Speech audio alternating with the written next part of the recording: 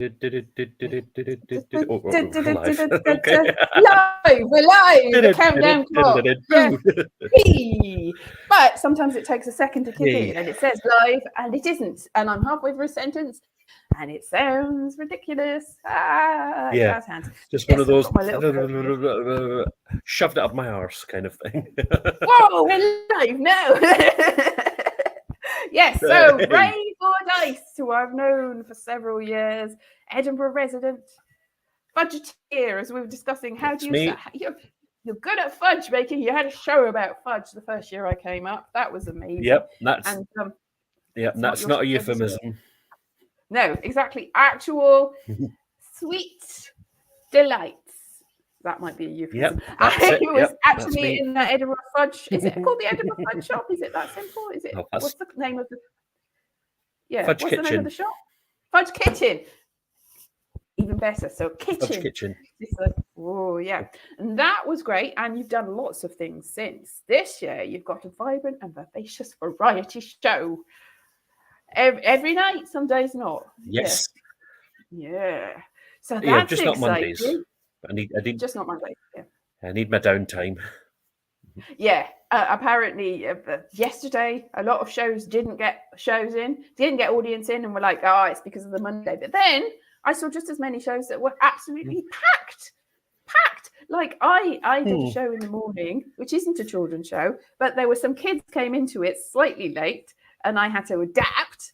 And it actually benefited me because they tried to see lots of different kids shows that were all packed out yesterday. And I got the benefit of the bucket money that would have gone into that. A little girl gave me all of that. So some people did all right. I didn't even have a big audience, and I did better than some people. Yeah, nice, exactly. So your show is on tonight as well. And if you're seeing this at a later date, I mean, if you're seeing this in October, it's not on. But if you're seeing this in August, it might be. Yeah. So, yeah. Has it been going well? Yep. Have you had lots of brilliant guests? Yeah. Many. I've had lots of nice guests. Audience numbers have been a bit mixed, but some of the funny. I've had some quite interesting audience members. So I'll tell you, the very first day I had a very interesting experience. So the first day there was a wedding party going on in the bar above the room, and the room is directly across from the toilets. So just setting the scene here. So just before I started, a woman from the party came down. She needed to use the facilities, shall we say. So closed the door and just got on with the show. When the show ended, I was busy clearing up. This Dutch couple came in waiting for the next show, which there wasn't any, but I'll talk more about that in a second.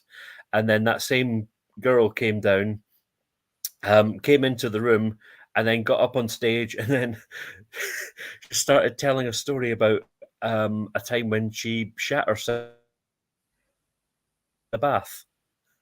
Oh my goodness me! Ew. That's not great. Well, did that go down well? Oh, did I just disconnect?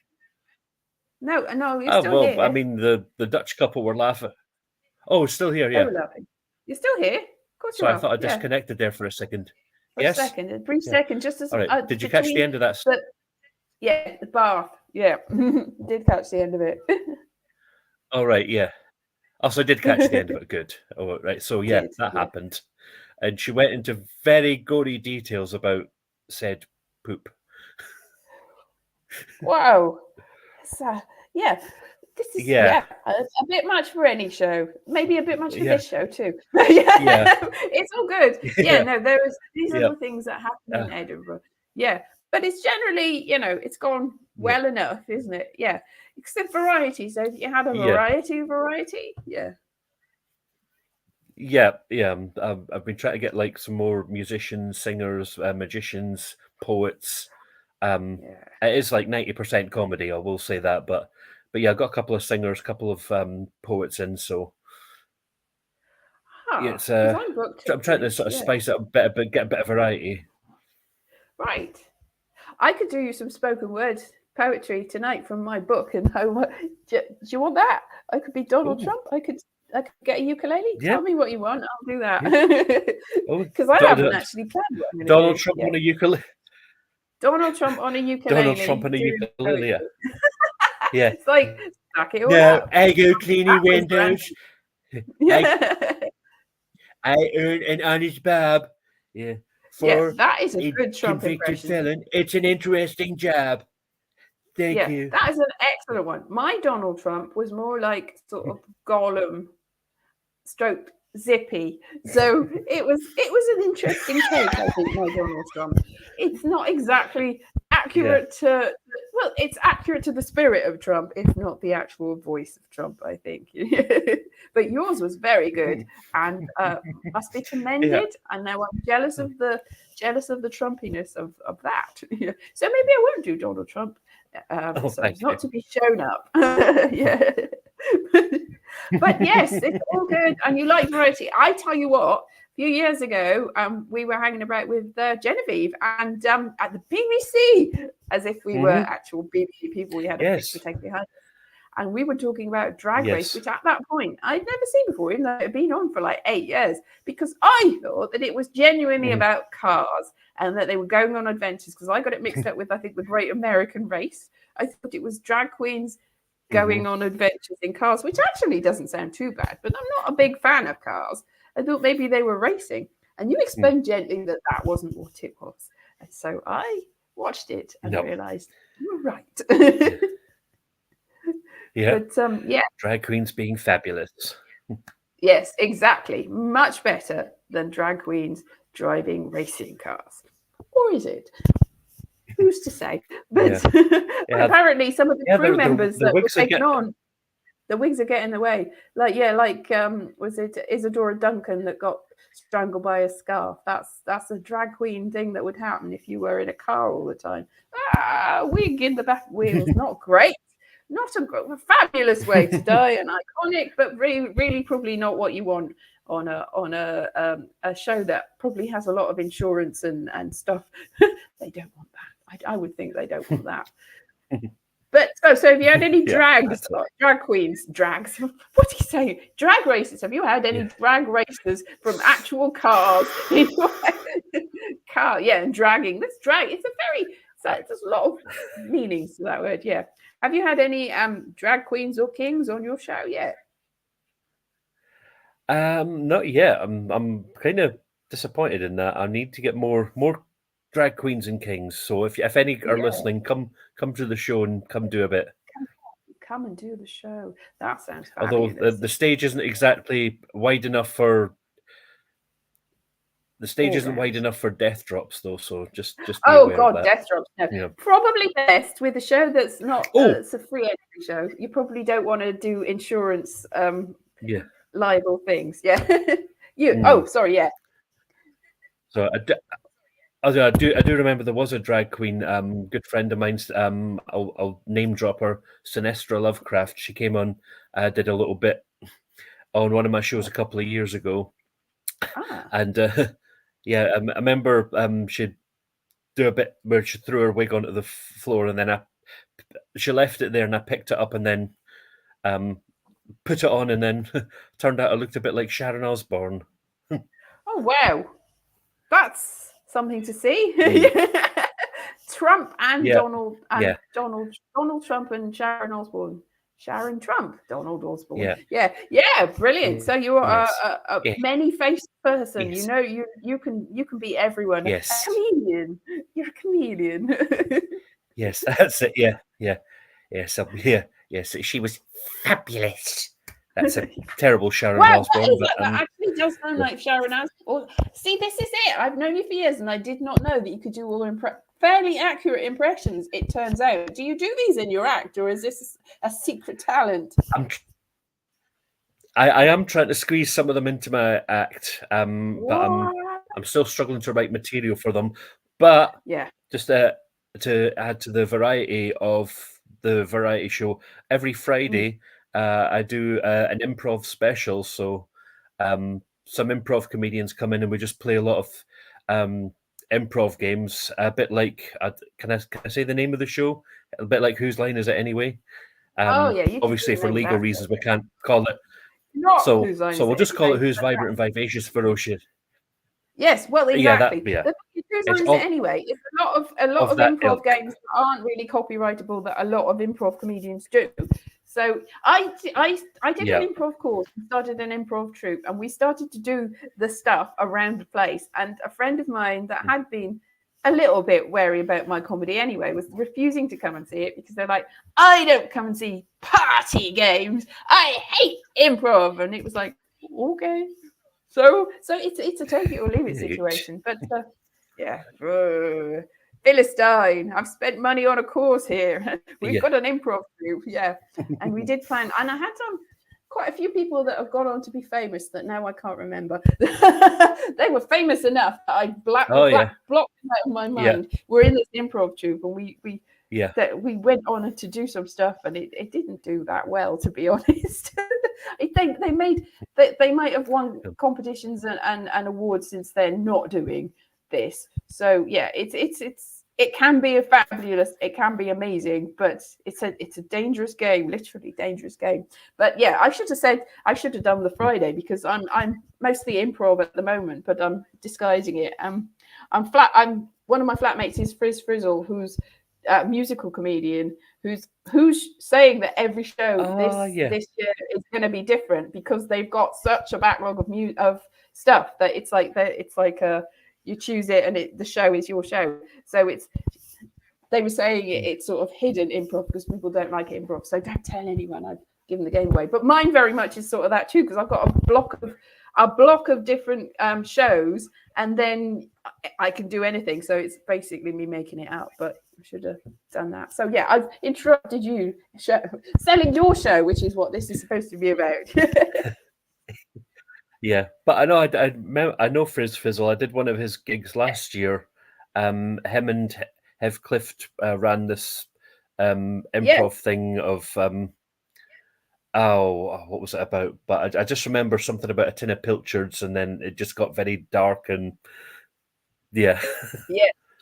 They've got two shows. They've got what's in the box, and which is Guess, and they've got the other show, which is a different show every. So it's like they are definitely selling this whole thing as if you've got like 60 different shows. You could come and see it every day, and it will be slightly different or completely different. So that's a good selling point. But yeah it's like sometimes improv is what people want. Sometimes they're like, oh no.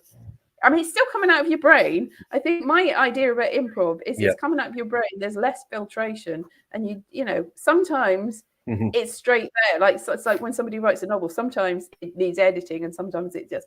Very famously, though, sometimes it does need editing. Like J.K. Rowling needs a lot of editing, but sometimes it's genius and it stays genius, and sometimes you realise that was never genius, and you put it in the bin anyway. Yes, that's gone off on a tangent there. But yeah. No, the improv thing started during lockdown. Me and a couple of friends did some improv workshops online, and we really enjoyed it. And I thought, as soon as the Fringe reopens, I'm gonna bring them into it. So I brought them into it, and then they just took off really, really well. So I now do Friday improvs every Fringe. Brilliant. So the first one's this Friday, and I'm sort of the go-to for accents and impressions. I'm apparently quite good at them. So you are, but thank you very much. No, I mean, I've only heard two, but going on the two were like sometimes people go, "This is who I'm doing," and you're like, "I wouldn't know unless you told me." And even then, it's a stretch. But those were good ones. Yeah. Oh, thank you very much. We've got a bit of a lag between me saying things. It's like, you know, back in the olden days when they had satellite links from Australia. This is a bit like what this is. It's like I'm saying things, and then you're like, don't talk over each other. It's like those delays they get on Eurovision when they're just like, hello, Germany, can we hear you?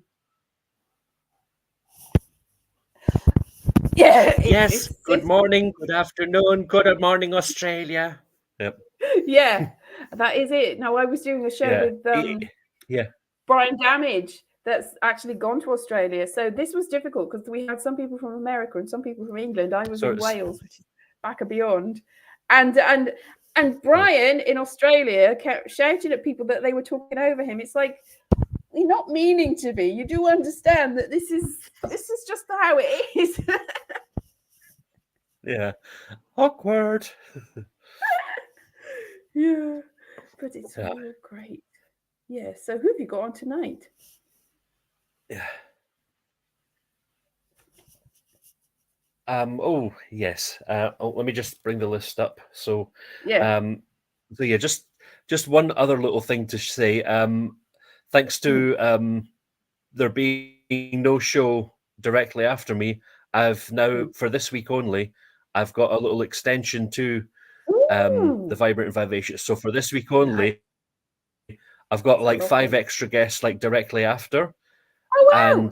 And because next week there's 3 extra days, so I'm taking advantage of that and doing a solo show called Ray Fordyce is finally going solo, which I did try to do at the Glasgow Comedy Festival, and when I did it at the Glasgow Comedy Festival, I got 3 people in the audience, and one was the tech guy. So that's So 2 people. Yeah. Yes, yep. But I mean, I made them laugh. That's all I could ask for, and I just had to do it to prove to myself that I can do an hour-long show. So yeah, to stop with the distractions. So tonight, the first half, which is the half you'll be on, we have Dario P, Scott Burrell, you, Kyle Samuel, and Jake Young. And in the second half, we have Mary Jane Kinnaird, or Vary, Key Carson, Mike Chan, Sean Reed, and Ryan PT. Oh, I think Key Carson might have good been in lineup the show tonight. that I saw yesterday. Yeah. Good lineup. Excellent lineup. Fabulous. So I you've got a don't little actually sneak know what I'm peek. going to do. Yeah, sneak peek, exactly. Might be doing the same material tonight, and I'll go, Yep. I'll join in. No, I won't do that. That would be very rude indeed. La, la, la. I know this bit. La, la, la. Let's have a sing along. He's not doing songs. So, yeah. Yeah.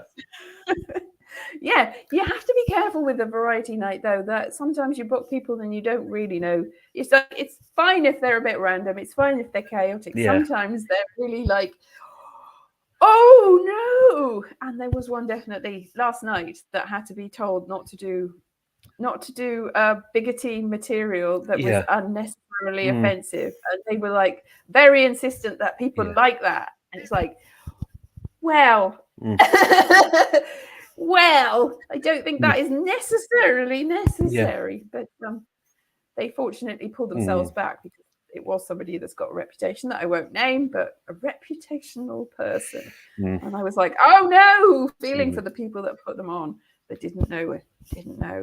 So hopefully you've got none of that sort of thing as the fringe progresses. No, I've I'm trying to think back through all my fringe if I ever have had anyone that bad. I don't think I have. I've had a few people have absolute meltdowns, and some people go on not get a single laugh. I've seen people go on in 30 seconds and ran off having a panic attack. Yeah. But yeah, nobody, thankfully, who's been so offensive that they've just made audiences cringe.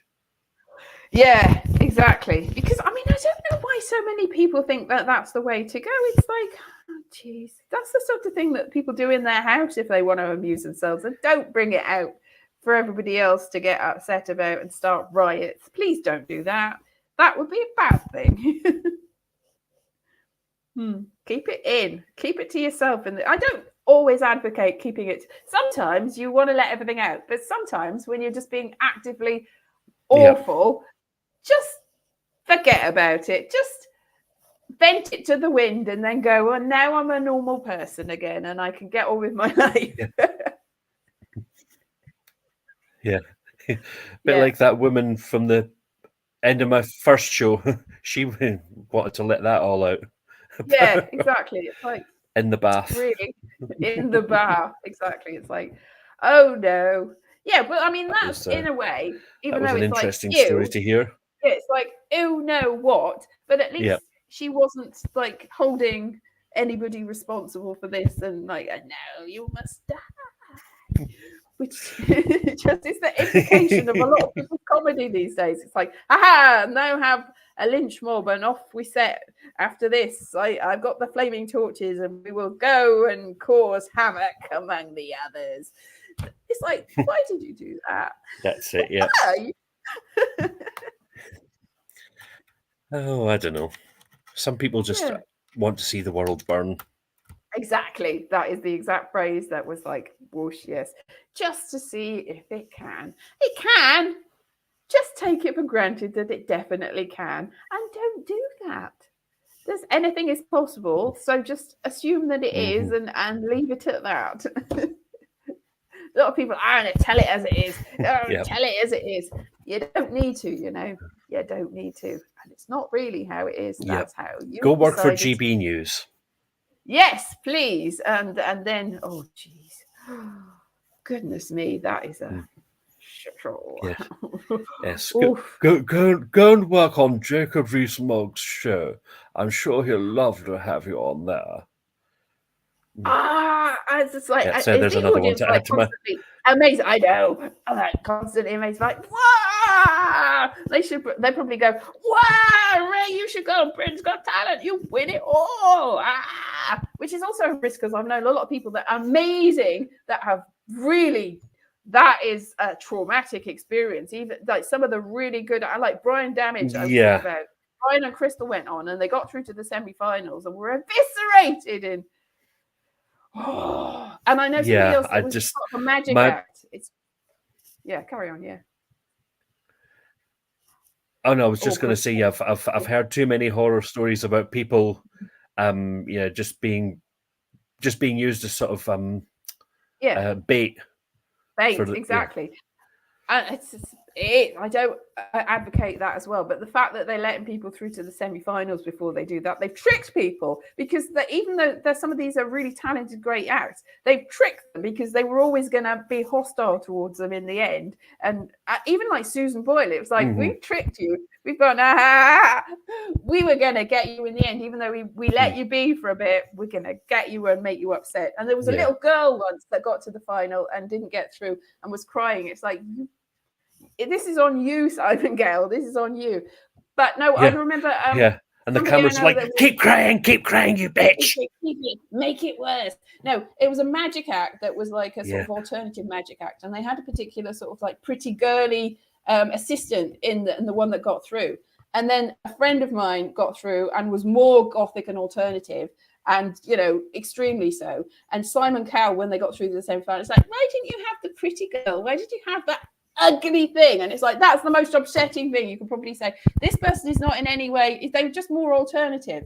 It was like, it's just like, that is absolutely not acceptable. Saying that about somebody ever, you are, Simon Cowell. So, I mean, to say that, to really like pick apart somebody's appearance because they weren't the sexy girl that you were expecting. Yes. So no, don't go on. It's a no from me. Wow, they just sit it. Yeah. See, you would win in an ideal world, but you would probably be eviscerated in a Simon Cowell yucky world. Yeah. Yeah. My self-esteem's fragile enough as it is. Yeah, exactly. Don't do reality TV. I did something that was akin to a talent show, reality TV show once called Upstage years ago. And we actually won, but we still got hostility from everyone, especially the production team. It's you don't trust anyone. After a while, you're like, they've set us up. They've deliberately set you up for good TV. And it wasn't even good TV. It was like there was absolutely no need to do this to the participants. You've just humiliated and caused problems and feeding other people like lies against the other participants because you want to see drama. I imagine Drag Race is very similar. that's probably a terrible one to be on. Mhm. Like if you're, it's like, oh, the setups and the Well, I know I've fake. heard stories about Queen saying like production. Yes, some Paul pretty much chooses her winner as soon as the straight away. cast is announced. Yeah, Apparently, exactly. And then it's all just set up from there. Yeah. And sometimes though, some things go it's like all I about think the making one good that TV. yeah, exactly. I think I did hear that Shangela was supposed to win All Stars 2, I think, but so that because they'd set up the Queen's Decide and Shangela had made such a bad, it was not popular apparently, and has done some terrible things allegedly. I don't want to get sued, but wasn't as popular as everybody thought, even though it's like fan favorite. And that's why Trixie. No, Trixie didn't win that one. I'm very confused now. That was the one that. Trixie did win that one. Yeah, Trixie did win that one. Trixie did win that one. Yeah. Yeah. It was because the final was between her and Kennedy Davenport. Yeah. Didn't Alaska she won the win second something? All Stars. Second. Yeah, she won the second All Stars. Yeah, but no, Trixie won the third Trixie All won Stars. The third one, yeah. Too many. There's hundreds of them. You try to keep up. Yeah, there's too many. There's like 4 on it, and I was like, "What is this? Canada? Is this international? Is this America? Is this Britain? What's happening? I don't understand. They're all the same." You're like, "Well, that one got knocked out." And it's like, no, because they're in a different one. They're not the same person. That's Very it. Yeah, confusing. They're all blending into one. It's like one giant mega drag queen that will be congealed into a Godzilla. Godzilla drag queen striding across LA. Yeah. Oh, wow. This has been fun, hasn't it? Even though there's a time lag and it's as if we've crossed the continents. We're in the same city. That's it, yep. Can you imagine? Yep. You're probably just up the road from me. Yeah, probably. And we can discuss this. No, if you stay behind after this is live, and I'll have a quick chat with you. But yeah, we've got 2 people watching. Hello, 2 people. Just about to end, but you can go back and watch it in its glory. And and this is Ray Fordyce. I've known him for years and years. Don't think since the first year that I've been to Edinburgh. Certainly since 2010, I've known you. I've lost a person already. Yes. 2010, that means that person's really old and is more than 5 years old and it's probably not Gen Z. I do not want to carry on watching. Like, I am certainly not Gen Z. I can assure you of that. If there's one thing I know about myself, and that's not a lot, that is one thing I can be sure about. Yeah. Yes. I'm what they call a geriatric millennial. But that's it. The millenniums is a long ass. It's not as long as it was because they stuck Gen Z in. Some of the people that were definitely millennials a few years ago are now Gen Z, and some of the people that were definitely millennials are now apparently Gen X. And now you never know where you are because the boomers are like. Everybody will be a boomer soon, and we will know. There'll be no escape. We'll all be come London. Not like this when I was a child. I was. Yep. That's a boomer for you. I'm not a boomer either. Boomer. To imagine a Gen Z and a boomer. Yeah, dial up modem. Yeah.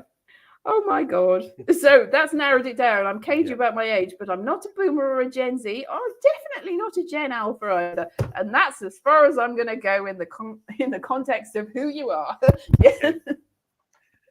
But this has been a fun talk. It may be a little bit one-sided with me because I'm trying to fill in the blanks desperately because it's like you such a big gap between me saying it and you answering. My fault. No, it's technology's fault. Yep.